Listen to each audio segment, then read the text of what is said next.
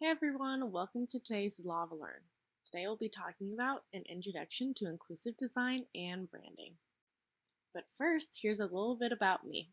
I'm Melissa. I was in the Lava Lab Fall 2018 class as a designer, and I graduated class of 2020 with a major in business administration and a minor in communication design. I'm currently an APMM at Google, which means I'm an associate product marketing manager working on the global SMB ads acquisitions team.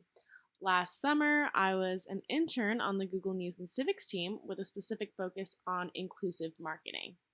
So let's start off with the basics. What is a brand? A brand is an identifying symbol, mark, logo, name, or word that companies use to distinguish their product from others.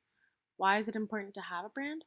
Well, a brand is one of a company's most valuable assets. It's representative of what the public associates with the company. In fact, a company is often referred to by its brand, and the goal is to make the brand memorable and appealing to the customer. So some brands that can jump to mind, let's say Apple, very well known because of the Apple logo itself, and just the name signifies and is synonymous with a lot of its hardware products. So, how can a brand translate to marketing?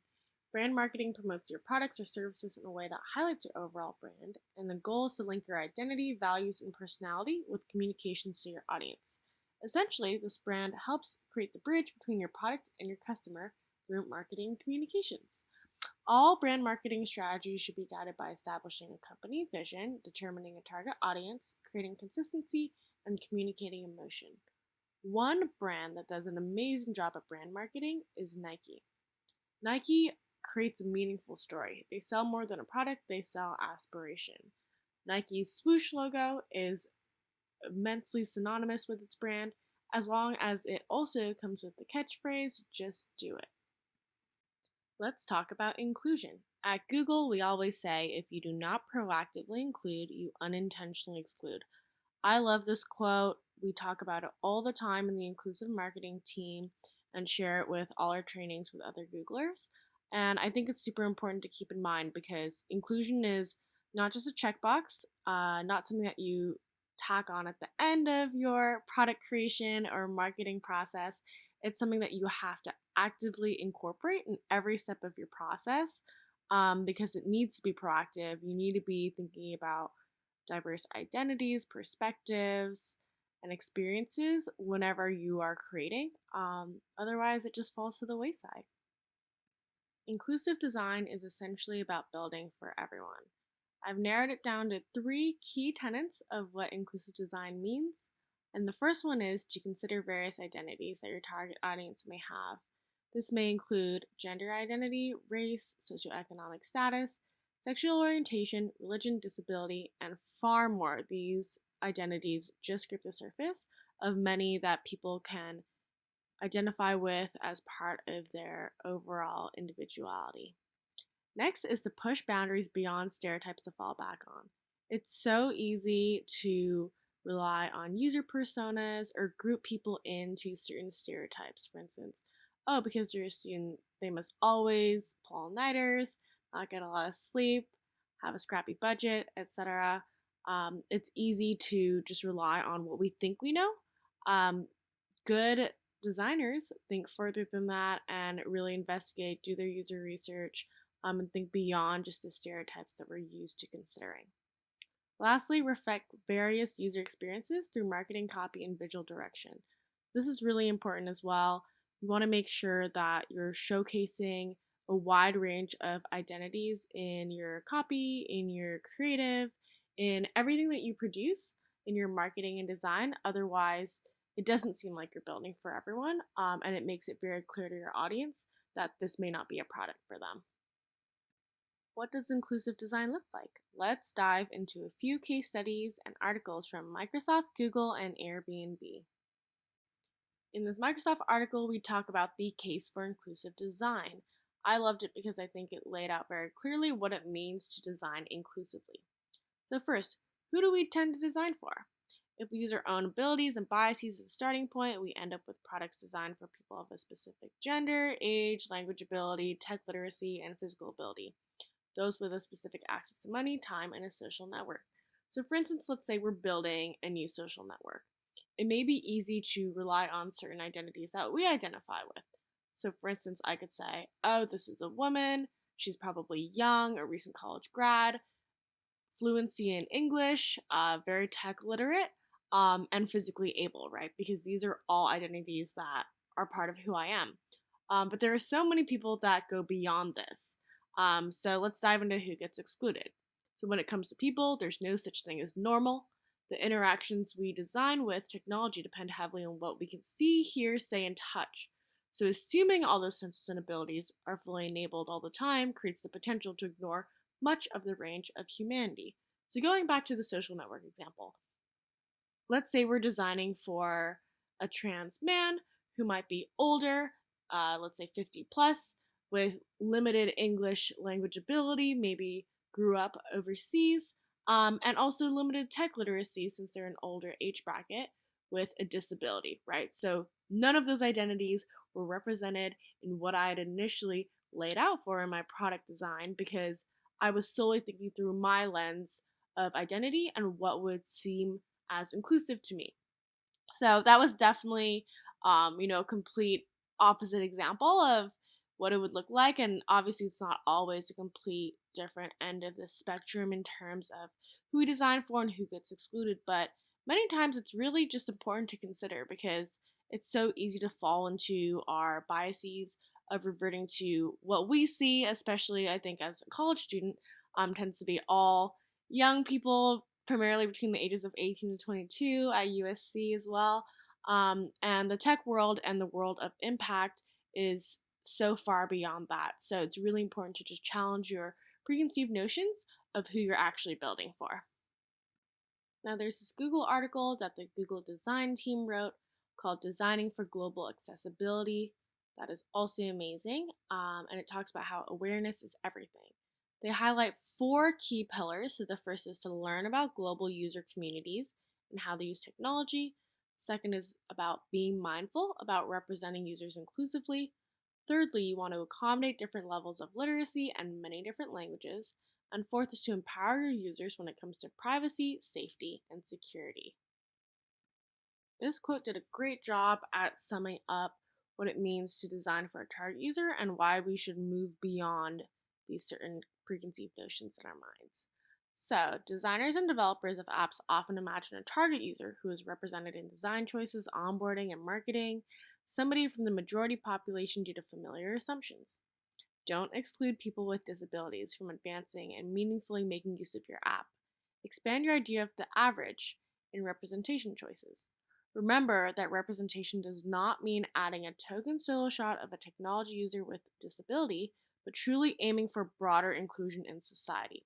So, for example, it doesn't make sense, let's say, in your marketing brochure, to have a bunch of able bodied people and then last minute feel like you can just slap someone, for instance, in a wheelchair and say, oh, we included one disabled person in a marketing creative. Done. We checked all the boxes. Um, that's it. But what does it really mean? Has your product actually included facets and different features that help to cater to the disabled population? So, for example, let's say you're building a navigation app and it's about safety and it's about getting from point A to point B on campus, and it gives you an estimated time of arrival based on walking speed. If you're going off of the preconceived notion that you're an able bodied student, you can walk or bike across campus and you don't keep in mind, you know, what this looks like for someone in a wheelchair. Your marketing, including someone in a wheelchair, will not actually account for what your product does, and will not have the necessary features to accommodate for disabled people. So remember that it's all about fighting for that broader inclusion, not just feeling like you're checking a box, and pandering to a disabled population. Other examples that they highlight in this case study is that people who are illiterate or visually impaired often depend on others for daily activities. They may rely on family, friends, or caretakers to help them get places or perform private tasks such as paying bills and creating accounts. So, users who listen to content via screen readers or who hear audio visual cues may face privacy issues because people around them may hear their personal content. Thinking about different facets of ability and also how people who are literate or visually impaired tend to rely on others for their tech needs, it's also really important to think about who's using the product, who may be helping the user use this product, and how can you use audiovisual cues, how can you help be accountable for privacy issues for all these different abilities and ways that people might use your product. This is my favorite inclusive case study ever by Airbnb. It's called Your Face Here, Creating Illustration Guidelines for a More Inclusive Visual Identity. So they highlight 3 key things to remember, and the first is to embrace differences. Accurately represent different races, ages, abilities, and body types. Next, keep it real. Cast characters who aren't all white men and reference photos for every person drawn. Third is to reflect everyone. Consider all types of diversity, including the disability community, who makes up 15% of the world's population, as mentioned previously. So let's take a look at illustration styles. In this image on the left, you can see an outline of 2 people, one who appears to be a man and one who appears to be a woman, who are outline figures that are white. In this quote from the article, it says, when a person appears as an outlined white space while their hair and clothing have color, it's easy to assume they're Caucasian. However, on the right, those 4 illustrations showcase that championing a variety of skin tones, hair colors, hair types, body types can really help to strengthen that meaning of identity and help people actually feel represented. Looking from the left to the right, it's so much easier to see someone on the right side that looks like someone that you could be or one of your friends could be, rather than those people on the left that feel like they're lacking some sort of rooted identity. In Airbnb's case study, they talk a lot about how, in our quest for inclusion, sometimes we go too far and try to make sure that an image can encapsulate all identities or not offend anyone. So we refuse to take a stance on who our user could be in a certain image. But that can actually backfire. So they talk about, a recent illustration style in tech that featured a lot of blobby humans that were blue or pink or other skin tone colors that weren't realistic, right? And actual research had ended up showing that absolving an illustration from skin color didn't actually make it more inclusive. It just still made people actually default to white or default to the majority that they assumed that person would be. So being realistic is always better. Taking cues from those 4 illustrations on the right hand side, make these people look real, make them look like people you'd actually see on the side of the street. Use real images as reference points to help bring life to your characters.